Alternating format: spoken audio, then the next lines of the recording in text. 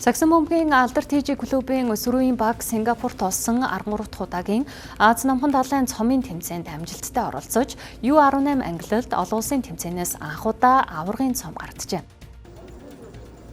Алдар TG клубын Саксан бөмбөгийн өсвөрийн тамирчид Сингапур улсад болсон Аз намхан далайн орнуудын олон улсын тэмцээнд оролцоод ирлээ. Тэмцээнд Хятад, Сингапур, Таиланд зэрэг 20 гаруй орны багууд өрсөлдсөн байна. Зарим манай улсаас 3 баг оролцож 18 насны хүүгүүд аваргын цом эзэд болсон бол 14 насны эрэгтэй баг 4-р байр, эмэгтэй баг 5-р байрт шалгарчээ. Ивент гэж спонсор байгаа. Тэгээ манайх ч одоо нэгэсэндээ 4 спонсортой. Хамгийн том спонсор нь бол Цөмбөр цамхаг гэдэг хүүхдүүдийг одоо мөнгө санхүүгээр дэмждэг дипломат захиралтай Цөмбөр цамхаг компани байгаа. Тэгээд хувцсны одоо хувцс сэргэлтийг 100% даадаг TG спорт байгаа. Тэгээд бэлтгэл сургалтыг хангадаг Алдар спортоор батлан болох юм байгаа. Нийт одоо дэмждэг ээж аавд болон спонсоруудаа бүгдэнд маш их баярлалаа гэжлэе.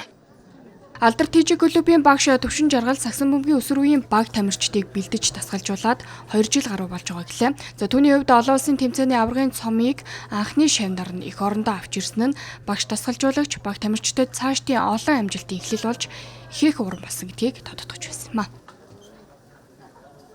Дараагийн зорилго мэдээж өшөө илүү өснө. Тэр тусмаа яг Монголынхаа сагсыг бол би өндөрт гаргахыг хүсдэг. Энэ бол манай гэр бүлийн зүйл.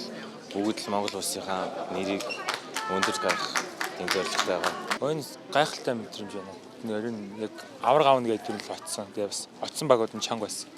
Тэгэл хамаагүй өндөр хүүхдүүд, нуруулаг хүүхдүүд. Ирэх жил болох 6 сард нөгөө тэмцээнээр урилга авцгаа. Тэнцэнээс тууштай авах гээд бид бэлтгэлээ байна.